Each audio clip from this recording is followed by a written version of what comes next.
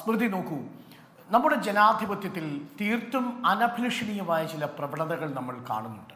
അതിലേറ്റവും പ്രധാനപ്പെട്ടത് ഈ അന്വേഷണ ഏജൻസികളെ തിരഞ്ഞെടുപ്പ് കാലത്ത് ഉപയോഗിക്കുന്ന രീതി മാത്രമല്ല, അന്വേഷണം തന്നെ ഒരു ശിക്ഷയായി മാറുന്നു എന്നതാണ് അതിലെ ഏറ്റവും പ്രധാനപ്പെട്ട കാര്യം. ഞാനിത് പലതവണ വിശേഷിപ്പിച്ചിട്ടുണ്ട്. പ്രോസസ് ഈസ് പനിഷ്മെൻറ്റ് എന്ന നിലയിലേക്ക് അന്വേഷണ ഏജൻസികൾ അന്വേഷണം നടത്തുന്ന ഘട്ടത്തിൽ തന്നെ അതൊരു ശിക്ഷയായി നൽകുന്നു എന്നുള്ളതാണ്. രണ്ടാമത്തെ ഒരു പ്രധാനപ്പെട്ട കാര്യം, അങ്ങനെ ശിക്ഷിക്കുന്ന ആളുകളെ ജയിലിലേക്ക് അയക്കുമ്പോൾ യഥാർത്ഥത്തിൽ അവർ കൺവിക്റ്റഡ് അല്ല, അവർ അക്യൂസ്ഡ് ആണ്. അവർക്ക് ജാമ്യം കിട്ടാതെ ചാർജ് ഷീറ്റ് ഫയൽ ചെയ്യപ്പെട്ട് പ്രതികളാക്കി ജയിലിൽ കഴിയുന്ന ആളുകളിൽ പലരും മരണത്തിന് കീഴടങ്ങുന്ന ഒരു സാഹചര്യമുണ്ട്. എന്ന് പറഞ്ഞാൽ ഒരേ സമയം അന്വേഷണം എന്ന് പറയുന്ന പ്രക്രിയ തന്നെ ശിക്ഷാവിധിയാവുകയും അങ്ങനെ ജയിലിൽ അടയ്ക്കപ്പെടുന്ന മനുഷ്യർക്ക് നിയമപ്രകാരമല്ലാത്ത വധശിക്ഷ വിധിക്കുകയും ചെയ്യുന്ന വളരെ അപകടകരമായ ഒരു സാഹചര്യം നമ്മുടെ രാജ്യത്തുണ്ട്. സൂക്ഷ്മമായി പരിശോധിച്ചാൽ ആ കണക്കുകൾ ഞെട്ടിപ്പിക്കുന്നതാണ്. അതിൻ്റെ അടിസ്ഥാനത്തിൽ ഞാൻ പറയുന്നു, തീർച്ചയായും അരവിന്ദ് കെജ്രിവാളും ആം ആദ്മി പാർട്ടിയും ഭയക്കേണ്ടതുണ്ട്. എന്തുകൊണ്ടെന്നാൽ നാഷണൽ ക്രൈം റെക്കോർഡ്സ് ബ്യൂറോയുടെ 2021 കണക്കുകൾ പ്രകാരം മൊത്തം ഈ കസ്റ്റഡി ഡെത്തിനെ രണ്ടു രീതിയിലാണ് വിശേഷിപ്പിക്കുന്നത്. ഒന്ന് നാച്ചുറൽ ഡെത്ത് എന്നും മറ്റൊന്ന് അൺനാച്ചുറൽ ഡെത്ത് എന്നും ആണ്. ഈ സ്വാഭാവിക മരണം എന്ന് പറയുന്നത് ഏതെങ്കിലും തരത്തിൽ അസുഖങ്ങൾ വന്നോ അതല്ലെങ്കിൽ പ്രായാധിക്യം മൂലമോ ഈ ജയിൽ ശിക്ഷ അനുഭവിക്കുന്ന കാലയളവിലോ വിചാരണ നേരിടുന്ന ഘട്ടത്തിലോ മരണം സംഭവിക്കുമ്പോഴാണ് അത് നാച്ചുറൽ ഡെത്തായി തീരുന്നത്. നോക്കൂ, 2021 മാത്രം 1789 പേരാണ്, അതായത് 90%-ലധികം ഈ കസ്റ്റഡിയിൽ ഇരിക്കവെ തന്നെ മരിച്ച കേസുകളിൽ, ജയിലിനുള്ളിൽ സംഭവിച്ച മരണങ്ങളിൽ 90% നാച്ചുറൽ ഡെത്ത് എന്ന വിഭാഗത്തിലാണ്.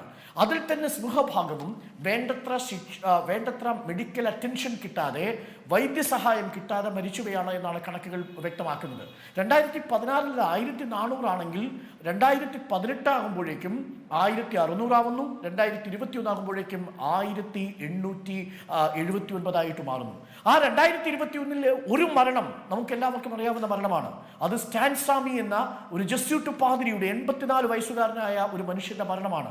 ആ മനുഷ്യന്റെ മരണവും റെക്കോർഡ് ചെയ്യപ്പെട്ടിരിക്കുന്നത് NCRBയുടെ കോളത്തിൽ നാച്ചുറൽ ഡെത്ത് ആയിട്ടാണ്. എന്താണ് യഥാർത്ഥത്തിൽ സ്റ്റാൻ സ്വാമിക്ക് സംഭവിച്ചത്? സ്റ്റാൻ സ്വാമി എന്ന് പറയുന്ന ഒരു പാതിരിയെ അദ്ദേഹത്തിന്റെ 80ാമത്തെ വയസ്സിൽ അറസ്റ്റ് ചെയ്ത് ഭീമ കേസുമായി ബന്ധപ്പെട്ട് ഫാബ്രിക്കേറ്റ് ചെയ്ത തെളിവുകളുടെ അടിസ്ഥാനത്തിൽ UAPA ചുമത്തി എന്നെ അറസ്റ്റ് ചെയ്ത് കൊണ്ടുപോകുമ്പോൾ ആ വൃദ്ധനായ പാതിരിയുടെ കയ്യിൽ ഒരു തെളിവും ഉണ്ടായിരുന്നില്ല താൻ ആ ഭീമ കേസിൽ ഏതെങ്കിലും തരത്തിൽ മാവോയിസ്റ്റുകളുമായോ നക്സലൈറ്റുകളുമായോ ബന്ധം പുലർത്തിയിരുന്നുവെന്ന്. ഒടുവിൽ നോക്കണം, പാർക്കിൻസൺസ് ബാധിച്ച് ശരീരത്തിന്റെ ചലനശേഷി നഷ്ടപ്പെടുന്ന അവസരത്തിൽ ഒരു സിപ്പറും ഒരു സ്ട്രോയും വേണമെന്ന് NIA-യോടും ജയിലധികൃതരോടും അഭ്യർത്ഥിച്ചിട്ട് 50 ദിവസമെടുത്തു ഈ ജയിലധികൃതർ അദ്ദേഹത്തിന് ഒരു സിപ്പറോ സ്ട്രോയോ അനുവദിച്ച് കിട്ടാൻ. പക്ഷേ അത് അനുവദിച്ച് കിട്ടുന്നതിന് മുമ്പ് ആ വൃദ്ധ പാതിരി ജൂലൈ മാസം 5-ാം തീയതി 2021 നമ്മെ വിട്ടു പോകുന്ന ഒരു സാഹചര്യം ഉണ്ടായി. ഈ സ്റ്റാൻ സ്വാമിയുടെ മരണമടക്കമാണ് ഞാൻ നേരത്തെ സൂചിപ്പിച്ച 2021 ഇന്ത്യയിലെ വിവിധ ജയിലുകളിൽ സംഭവിച്ചിരിക്കുന്ന 1789 പേരുടെ നാച്ചുറൽ ഡെത്ത് എന്ന വിഭാഗത്തിൽപ്പെടുന്ന വേണ്ടത്ര മെഡിക്കൽ പരിശോധനയോ വേണ്ടത്ര വൈദ്യസഹായമോ ഇല്ലാതെ ജയിലിൽ ജീവൻ നഷ്ടപ്പെടാനിടയായ സാഹചര്യമുള്ളത്. ഈ കണക്കുകളാണ് നമ്മുടെ മുന്നിലുള്ളത്. ഈ കണക്കുകൾ മുന്നിൽ നിൽക്കുമ്പോൾ ആം ആദ്മി പാർട്ടിയുടെ സൗരഭ് ഭരദ്വാജും സഞ്ജയ് സിംഗും പറയുന്നതിനെ നമ്മൾ എങ്ങനെയാണ് അവിശ്വസിക്കുക? എങ്ങനെയാണ് അരവിന്ദ് കെജ്രിവാളിന്റെ ഭാര്യ സുനീത കെജ്രിവാൾ പറയുന്നത് നമ്മൾ അവിശ്വസിക്കുക? എന്താണ് അദ്ദേഹത്തെ കുറിച്ച് പറയുന്നത്? അദ്ദേഹത്തിന് ഇൻസുലിൻ എടുക്കുന്ന ഒരു ശീലമുണ്ടായിരുന്നു. 22 വർഷമായി 50 ml ഇൻസുലിൻ എല്ലാ ദിവസവും അദ്ദേഹം ഇഞ്ചക്ട് ചെയ്യുമായിരുന്നു. എന്നാൽ ജയിലധികൃതർ പറയുന്നത് അദ്ദേഹം അത് നിർത്തിയിരുന്നു എന്ന് തങ്ങളോട് പറഞ്ഞിരുന്നു. പക്ഷേ അതിന് രേഖകളില്ല. പക്ഷേ ഒടുവിൽ എയിംസ് അധികൃതരിലേക്ക് ഈ ജയിലധികൃതർ തന്നെ കത്തെഴുതുന്നുണ്ട്. തങ്ങൾക്ക് ഇദ്ദേഹത്തെ ചികിത്സിക്കാൻ ഒരു പ്രമേഹ വിദഗ്ധന്റെ ആവശ്യം വേണം. പക്ഷെ അപ്പോഴും വേണ്ടത്ര ഇൻസുലിൻ ടേക്ക് കെയർ കൊടുക്കുന്നില്ലെന്ന് മാത്രവുമല്ല, മറിച്ചൊരാരോപണവുമായിട്ടാണ് അന്വേഷണ ഏജൻസി വരുന്നത്. അവിടെയാണ് അരവിന്ദ് കെജ്രിവാൾ മാങ്ങ കഴിക്കുന്നു, നേരത്തെ സൂചിപ്പിച്ചതുപോലെ ആലുപൂരി കഴിക്കുന്നു തുടങ്ങിയ കാര്യങ്ങൾ, ജിലേബി കഴിക്കുന്നു തുടങ്ങിയ കാര്യങ്ങളാണ്. എന്ന് പറഞ്ഞാൽ അന്വേഷണ ഏജൻസികൾ ശിക്ഷ വിധിക്കുന്നതിന് മുമ്പ് തന്നെ അരവിന്ദ് കെജ്രിവാളിന്റെ കാര്യത്തിൽ ഒരു തീരുമാനമുണ്ടാക്കണം. അരവിന്ദ് കെജ്രിവാളിന് ഇൻസുലിൻ ഷുഗർ കൂടിയാൽ, ഡയബറ്റിസ് കൂടിയാൽ, അരവിന്ദ് കെജ്രിവാളിനെ പുറത്തേക്ക് ജീവനോടെ കൊണ്ടുവരാതെ പോയാൽ എന്താണ് സംഭവിക്കുക? ആം ആദ്മി പാർട്ടിയുടെ ഫേസാണ് അരവിന്ദ് കെജ്രിവാൾ. അതുകൊണ്ട് തന്നെയാണ് അതിൽ ഭയക്കേണ്ടതുണ്ട് എന്ന് പറയുന്നത്. ഞാൻ മനസ്സിലാക്കുന്നത് കണക്കുകളുടെ അടിസ്ഥാനത്തിൽ ഇത്തരത്തിലുള്ള ഒരു രീതി നമ്മളുടെ ജയിൽ സംവിധാനത്തിലുണ്ട്. ഇനി എന്തുകൊണ്ടാണ് ഇഡിയും BJPയും ഒക്കെ ആം ആദ്മി പാർട്ടിയെ ഭയക്കുന്നത്? വളരെ ലളിതമാണ് ഉത്തരം. BJPയും ആം ആദ്മി പാർട്ടിയും തമ്മിലുള്ള ഒരു കമ്പാരിസനെ കുറിച്ചുള്ള പഠനങ്ങളിൽ പറയുന്ന ഏറ്റവും രസകരമായ ഒരു കാര്യം, നിങ്ങൾ BJPയിൽ നിന്ന് ഹാർഡ്കോർ ഹിന്ദുത്വത്തെ, സവർക്കറേറ്റ് ഹിന്ദുത്വത്തെ നിങ്ങൾ മാറ്റിക്കഴിഞ്ഞാൽ അത് ആം ആദ്മി പാർട്ടിയായി. കാരണം മിക്കവാറും എല്ലാ ദേശീയതയുമായി ബന്ധപ്പെട്ട വിഷയങ്ങളിലും അതെല്ലാം മൃദു ഹിന്ദുത്വ നിലപാടുകളിലും ആം ആദ്മി പാർട്ടിയും BJPയും ഒരേ തട്ടിൽ നിൽക്കുന്നു. ഹാർഡ്കോർ സവർക്കറേറ്റിനെ BJPയിൽ നിന്ന് പിൻവലിച്ചാൽ അവിടെ ആം ആദ്മി പാർട്ടി വരും. അഥവാ ആം ആദ്മി പാർട്ടിയും BJPയും തമ്മിൽ അത്ര മാത്രമാണ് വ്യത്യാസമുള്ളത്. അത്രമേൽ സാമ്യപ്പെടുത്താവുന്ന നിലയിൽ ഒരു പാർട്ടി ദേശീയ പാർട്ടി സ്റ്റാറ്റസിലേക്ക് വരുന്നു. പഞ്ചാബിൽ 42% vote share സ്വന്തമാക്കുന്നു Aam Aadmi party. ഹരിയാനയിൽ കോൺഗ്രസുമായി സഖ്യത്തിലായി 10 സീറ്റുകളിൽ BJPക്ക് ഭീഷണി ഉയർത്തുന്നു. ഗുജറാത്തിൽ ഒറ്റയ്ക്ക് മത്സരിക്കാൻ ഇറങ്ങുന്നു. അങ്ങനെ രാജ്യമെമ്പാടും തങ്ങളുടെ പ്രസൻസ് അറിയിക്കാൻ ശേഷിയുള്ള ഒരു പാർട്ടിയെ BJP ഭയക്കുന്നു.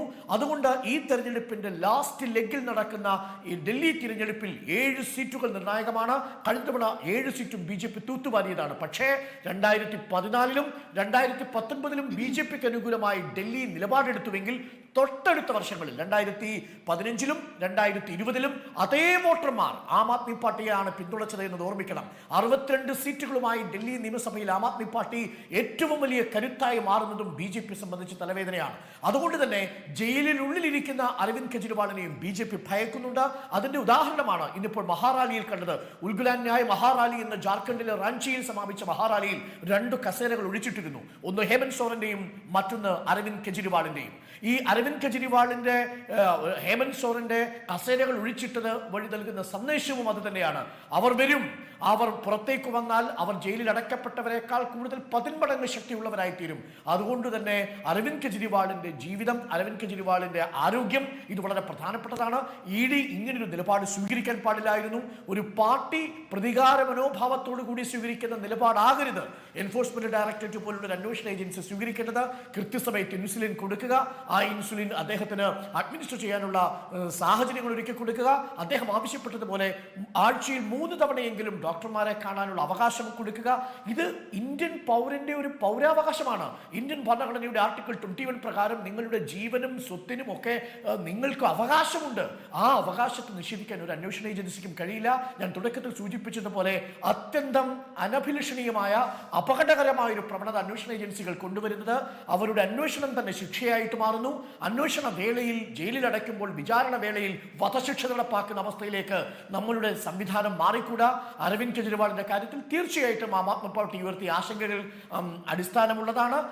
അതുകൊണ്ട് തന്നെ അരവിന്ദ് കെജ്രിവാളും ആം ആദ്മി പാർട്ടിയും ഭയക്കേണ്ടതുമുണ്ട്.